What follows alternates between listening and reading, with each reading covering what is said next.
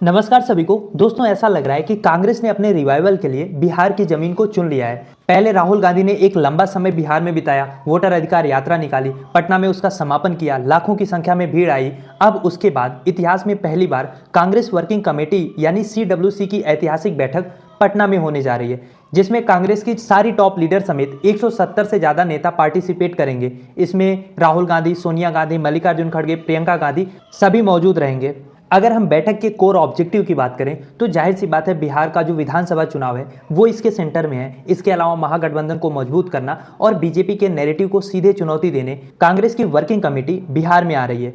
3 मुद्दे हैं जो इस CWC की मीटिंग में फोकस में होंगे। सबसे पहला बेरोजगारी, दूसरा है वोट चोरी और तीसरा है बढ़ता हुआ क्राइम रेट। इन तीनों मुद्दों को कांग्रेस न केवल बिहार तक बल्कि नेशनल लेवल की डिस्कशन तक ले जाना चाहती है। यानी जितना इस मीटिंग का सिंबॉलिक मकसद है पटना में करने का, उतना ही इसका प्रैक्टिकल एजेंडा भी है।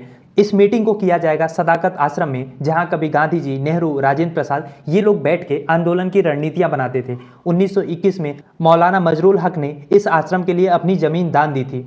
इसलिए हम कह सकते हैं कि कांग्रेस एक तरीके से अपने ऐतिहासिक रूट्स में वापस जाके वहां से रिवाइव करना चाहती है। अगर हम मुद्दे की बात करें तो बेरोजगारी का मुद्दा बिहार में आपको पता है युवाओं को हताश करने वाला है।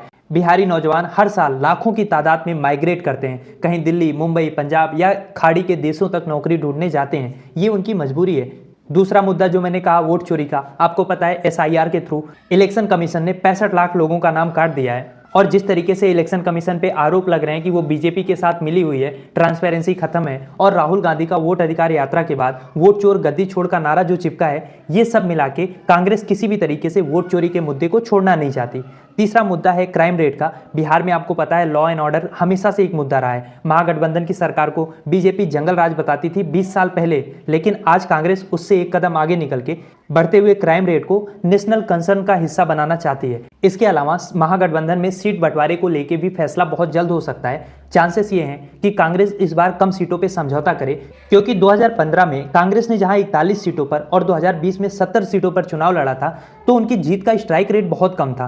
तो इस बार चांसेस ये है कि कांग्रेस और ज्यादा प्रैक्टिकल अप्रोच ले और केवल 55 से 60 सीटों पे लड़े, ताकि महागठबंधन में एक वीक लिंक ना साबित हो। यानी क्वांटिटी से ज्यादा क्वालिटी पे ध्यान दिया जाएगा। और बिहार का चुनाव जहां बीजेपी के लिए एक प्रेस्टिजियस बैटल है, वहीं कांग्रेस के लिए रिवाइवल मिशन है। अब मेरा सवाल आपसे ये है, आपको क्या लगता है, क्या CWC की बैठक महागठबंधन को एक सॉलिड और यूनाइटेड फ्रंट में बदल पाएगी, या ये मीटिंग बस एक वन टाइम शो बन के रह जाएगा? क्या सोचते हैं आप इस बारे में? लिखिए अपनी राय कमेंट बॉक्स में, और इस टॉपिक का कंप्लीट वीडियो आप डायरेक्टली चैनल पे भी जाके देख सकते हैं।